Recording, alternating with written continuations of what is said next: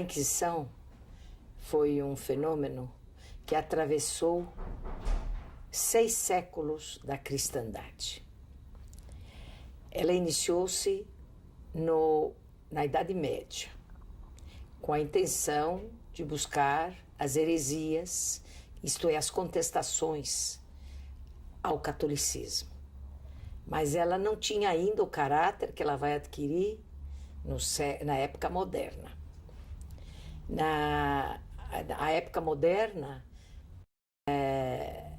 a Inquisição foi estabelecida na Espanha em 1480 e em Portugal em 1536, apenas, quer dizer, meio século depois. Mas aí o caráter principal dela é o seu caráter de polícia política. A Inquisição foi um tribunal que espalhava seus agentes por todo o império, tanto no reino como nas províncias de ultramar, tomas referentes à dúvida religiosa. As contestações à religião oficial, que era o catolicismo. A única religião permitida em todo o império, tanto o espanhol como o português, era a religião católica.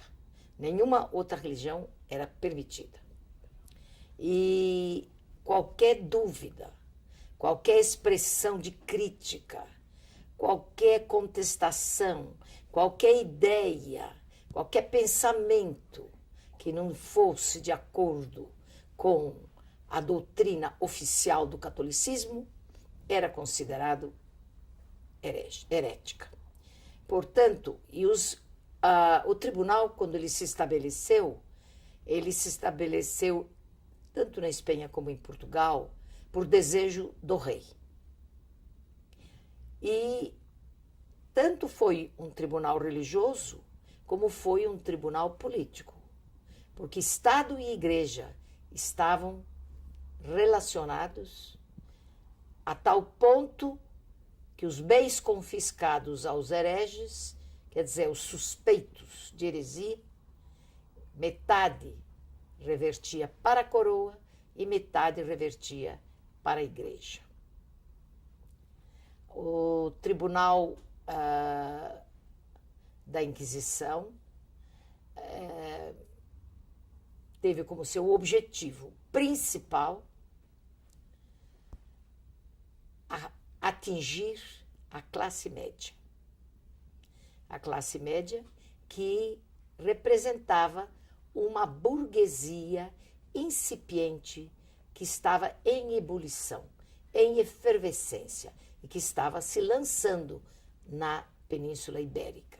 E essa burguesia era principalmente constituída de portugueses ou espanhóis de origem judaica, que depois da conversão forçada, que se deu em 1497 em Portugal, quando todos os judeus foram obrigados a aceitar o batismo, foram agarrados pelas barbas e pelos cabelos e foram levados para a pia batismal e foram tornados católicos.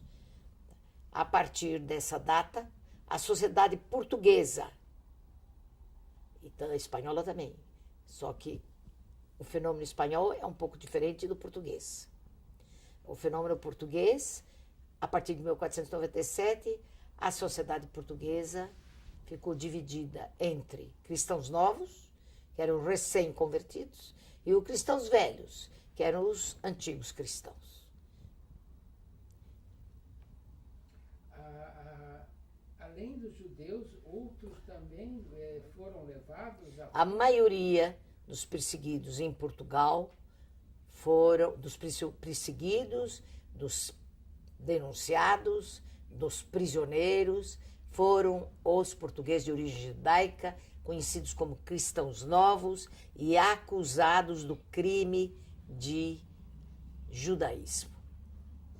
Agora, a Inquisição, no início, e a Inquisição foi estabelecida exclusivamente por causa da questão judaica. A Inquisição foi uma instituição claramente voltada para o problema judeu. O que incomodava em Portugal eram os judeus. Havia também árabes, havia outras minorias, mas a maioria perseguida foi a classe média, a burguesia constituída de judeus. Agora, depois, posteriormente, não no início, porque o início, tanto no Édito de Expulsão da Espanha, como na ordem de Dom Manuel da conversão forçada, sempre o objetivo eram os judeus. Agora, posteriormente e gradativamente, outras heresias foram sendo introduzidas, relacionadas com a fé, com a religião, com a crença ou com o comportamento. Aí então foram incluídos, além do crime de judaísmo, outras heresias, como blasfêmias, proposições heréticas, bigamia, sodomia, homossexualismo. E a Inquisição passou a perseguir também esses comportamentos e esses outros crimes. Mas eles sempre constituíram uma minoria em Portugal e sempre constituíram um objetivo secundário da Inquisição. Porque a Inquisição estava preocupada com o confisco. A Inquisição foi um tribunal político e religioso com interesses econômicos. O que a coroa e o que a igreja estavam interessados é no maior quantidade de bens que ela podia confiscar a essa classe média. E a heresia a religiosa e a religião eram um excelente pretexto. Então, dizer que qualquer um indivíduo podia acusar um outro, um rival por alguma razão qualquer podia acusar um outro, um parente podia acusar um outro parente, cartas suspeitas, cartas anônimas eram recebidas e aceitas como testemunho do crime. De modo que toda a população portuguesa se tornou vulnerável, porque ninguém sabia quem poderia ser denunciado amanhã. Mas a maioria, realmente, os maiores vítimas foram realmente os judeus. Os judeus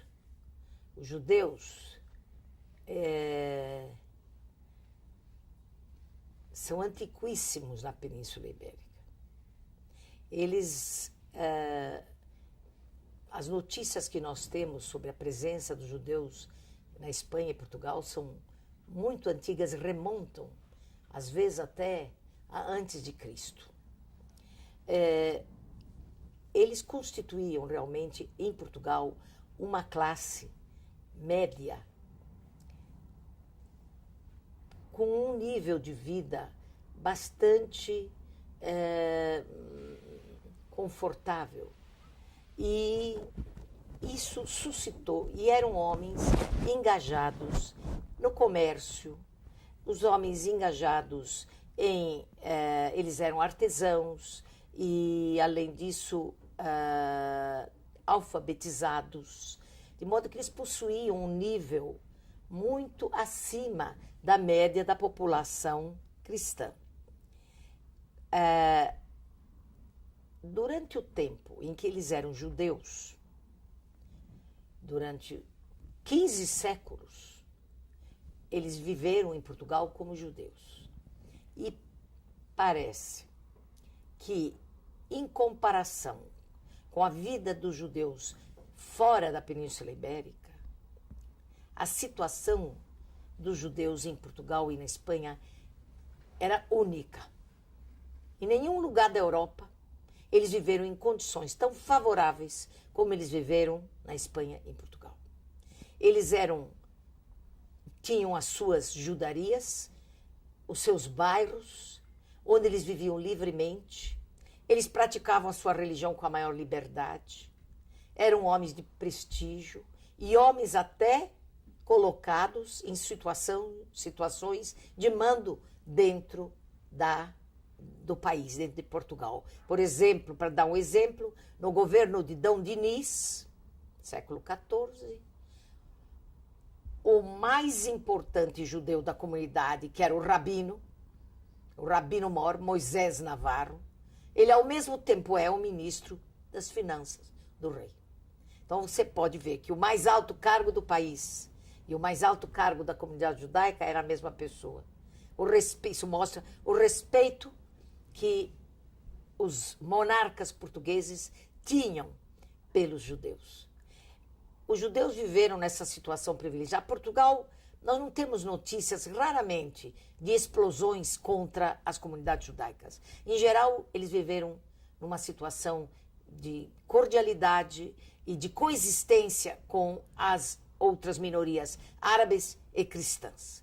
Os monarcas portugueses eram monarcas extremamente avançados, extremamente inteligentes e lúcidos, e eles conheciam o valor desta população judaica e utilizavam-os para os seus serviços. Então, nós temos eruditos, temos pessoas de prestígio, temos até, quando foi constituída a monarquia portuguesa e Afonso Henriques conquistou Santarém, nós temos o homem que o ajudou na conquista e que depois teve o privilégio de utilizar o título de Dom, é Dom Yahia ibn Yahia.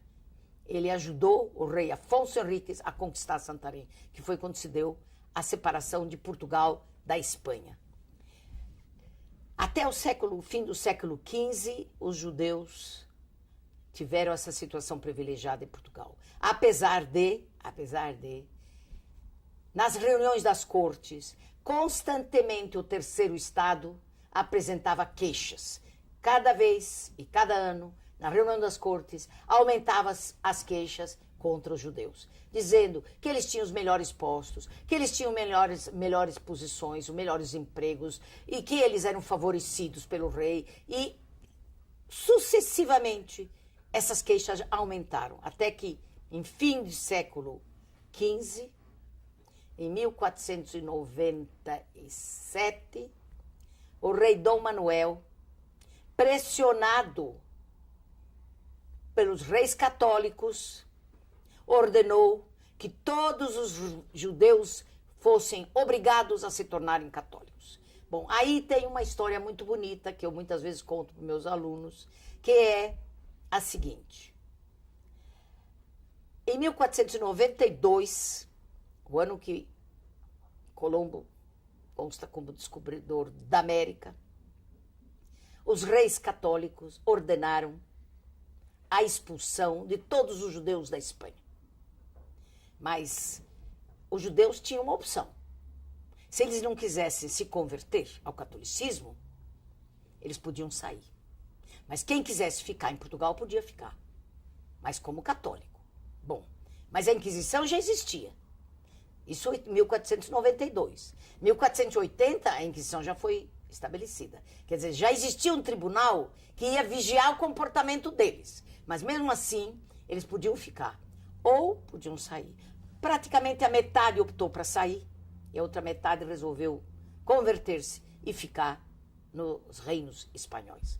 Nesse ano de 1492, reinava em Portugal o rei Dom João II, que precisava de dinheiro, que precisava financiar as guerras de África. E ele, então, faz um acordo com os judeus estarem em Portugal. Porque na hora de sair da Espanha, realmente é uma das situações mais trágicas na história dos judeus. Porque eles não tinham para onde ir. A Europa toda não deixava eles entrar. Nenhum lugar deixava. A América não tinha sido descoberta. Eles não tinham para onde ir. Eles não tinham muita opção. O rei deu opção, pode sair, mas para onde? Então, saíram. E os cronistas católicos, Bernaldes, o cronista do rei católico, ele conta como eles saíram por as estradas, cantando, velhos, moços, crianças, cantando pelas estradas. Eles trocaram casas e propriedades imensas por um trapo de pano que eles pudessem levar consigo. Eles trocaram mansões por uma caixa de algum mantimento, de alguma coisa que eles pudessem levar consigo. Quer dizer, eles saíram com nada. Porque eles não podiam levar bens, não podiam levar dinheiro, não podiam levar ouro, não podiam levar prata. Eles saíram com a roupa do corpo. E isso lembra muito a situação dos judeus do século XX, quando foram obrigados a sair da Rússia. Porque a Rússia também, quando deixou eles saírem, foi na década de 70, que os judeus saíram da Rússia. Quando eles saíram da Rússia, eles saíram com 20 quilos. Eles só podiam levar 20 quilos. Foi assim que os judeus, que também tiveram que deixar tudo na Rússia e sair. A mesma coisa aconteceu. Eles não podiam levar nada. E aí, então, os velhos morriam pelas estradas, as mulheres davam à luz nas estradas, mas eles cantavam as ladainhas judaicas para criar coragem e sempre com a esperança de que o Messias vai chegar. E o Messias virá um dia para redimi-los de todo esse sofrimento. E, nessa altura, o rei Dom João II de Portugal concedeu a eles de poder entrar em Portugal. Aí era fácil entrar, porque era só cruzar a fronteira. Deu 2 lugares para eles poderem entrar, pelo Badajoz e pelo norte, e eles, então, podiam se estabelecer em Portugal durante 8 meses apenas. Esses 8 meses, eles ficariam em Portugal, e depois de 8 meses o rei prometeu que ele lhes daria barcos, navios, e os ajudaria a sair para algum lugar, para onde eles quisessem ir. Mas o rei Dom João II recebeu por cabeça pagamento. Os judeus ricos pagaram muito e até pagavam pelos pobres, que não tinham nada para pagar. Tá? E entraram em Portugal um número fabuloso de judeus da Espanha. Contam os cronistas que, por exemplo, um cronista da época, que foi testemunha visual, ele menciona 120 mil judeus espanhóis entraram na Espanha.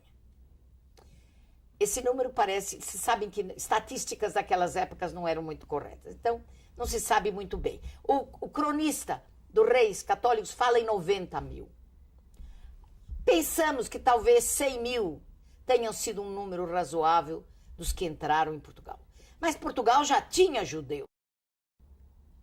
Já também é aproximado. Entre 30 mil ou 50 mil, entre um e outro, talvez. O mínimo seria 30 mil, o máximo 50 mil. Já viviam em Portugal. Então, quando entraram mais 100 mil, já tinham os 30 mil ou 50 mil, a população de Portugal, nessa época, era de 1 milhão de habitantes. Então, vocês têm aproximadamente 10 a 15% da população portuguesa constituída de judeus. Vocês imaginem o que significou isso para Portugal. Uma população alfabetizada, altamente qualificada, homens de negócios, comerciantes, homens ilustres, eruditos, pensadores, filósofos, geógrafos. O que significou isso para Portugal? Mas Dom João II recebeu dinheiro e deixou eles ficar 8 meses. E depois de 8 meses não cumpriu a sua promessa, não deu os navios prometidos e não deixou eles sair. Os mais pobres ele vendeu como escravos. E os judeus ficaram morando em tendas, porque vocês imaginam que não haveria casas para essa quantidade de gente que tinha imigrado. Então, eles constituíram tendas nas fronteiras e ficaram morando nessas tendas, que até hoje se chama o Vale das Cabanas. Eles armaram as cabanas. E aí eles ficaram em Portugal. Os que tinham meios e conseguiram fugir, fugiram. Havia um grupo de pessoas que conseguiram fugir. Os que não conseguiram ou foram vendidos como escravos, os mais ricos conseguiram se estabelecer e lá ficaram em Portugal. Mas Dom João II tinha um filho que se chamava Afonso. E os reis católicos, esse rei Afonso, foi negociado o casamento com a filha dos reis católicos. Vocês sabem das alianças que fazia-se nessa época de um estado com o outro. Então, o rei católicos, a filha dele chamava-se Isabel. E ela, então, foi destinada a casar-se com o filho de Dom João II, o príncipe Afonso. Foram feitos todos os arranjos e o rei Dom João II pediu ao duque de Beja, futuro rei Dom Manuel, mas naquele tempo ele era duque de Beja, a ir às portas de Lisboa receber a princesa para casar-se com o príncipe Afonso. E quem foi receber a princesa? O duque de Beja se apaixonou por ela. Aí tem um lindo romance, porque ele naturalmente recebeu-a e entregou-a ao príncipe, e as bodas levaram 3 dias. Foram festas e festas intermináveis, dias e noites. Gastaram-se fortunas do dinheiro que tinha entrado dos judeus para fazer esses casamentos. O rei Dom João II usou esse dinheiro e, depois de 2 anos, o príncipe Afonso cai do cavalo e morre. E morre Dom João II, o rei. A princesa volta para Portugal e sobe ao trono. Quem? O duque de Beja, com o título de Dom Manuel I, que é o venturoso rei da descoberta do Brasil. Então ele sobe ao trono, e quando ele sobe ao trono, a velha paixão que ele tinha pela princesa, que foi embora, voltou naturalmente a perturbá-lo. E ele pede que quer casar com ela.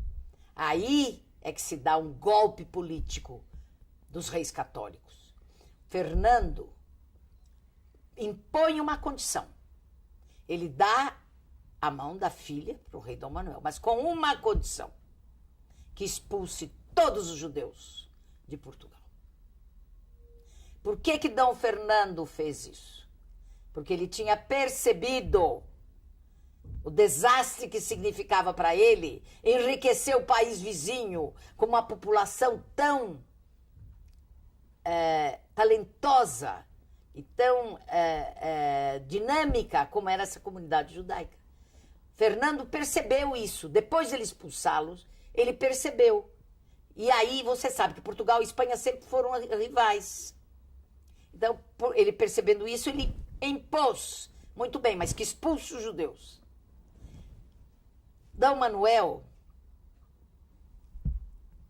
assina a cláusula de casamento no dia 5 de dezembro de 1496, que ele vai expulsar todos os infiéis, árabes e judeus, de Portugal, para casar com a princesa.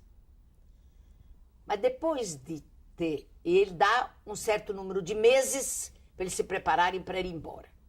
Agora, Dom Manuel estava iludido, que a maioria iria querer ficar. Primeiro, não tinha para onde ir. Segundo, como é que eles iam? Eles estavam lá já estabelecidos, lá em Portugal, com a língua já, conheciam um idioma, não é?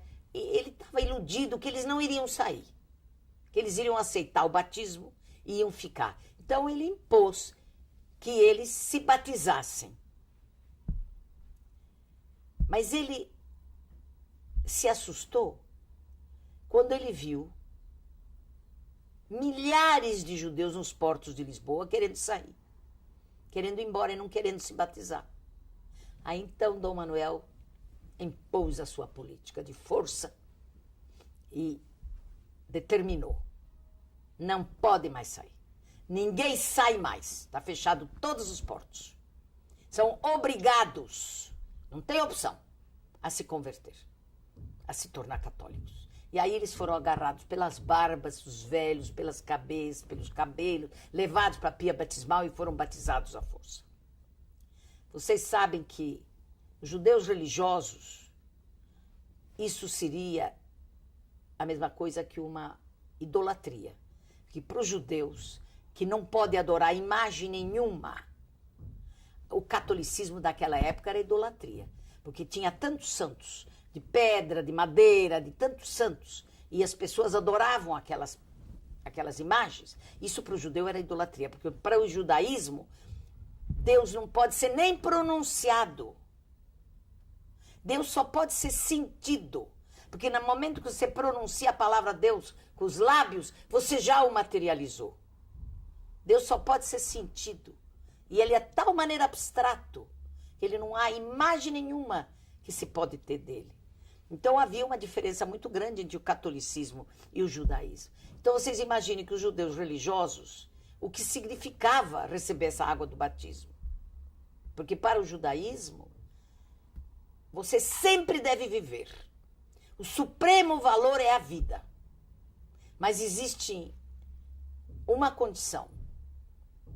Você deve só morrer se você for obrigado a ser idólatra. Porque isso é o que mantém o monoteísmo. O monoteísmo. Mas sempre, sempre você deve procurar viver. Porque o supremo valor para o judaísmo é a vida. Então, vocês, no momento de aceitar o batismo, para o judeu religioso isso era uma idolatria. E eles, então, nós sabemos notícias de rabinos, de pais que afogavam, jogavam seus filhos no mar. Temos a história de um pai que afogou os 4 filhos embaixo daquele Thales, que é o cálice sagrado que os judeus rezam. Sufocou os 4 filhos para que não aceitassem o batismo. Muitos jogavam-se no mar, se mataram. Os cronistas descrevem. Está tudo escrito nas crônicas. As cenas terríveis que se passaram então. E os judeus então passaram todos a se tornar católicos. Se tornaram católicos. Todos. Não tinha mais judeu em Portugal.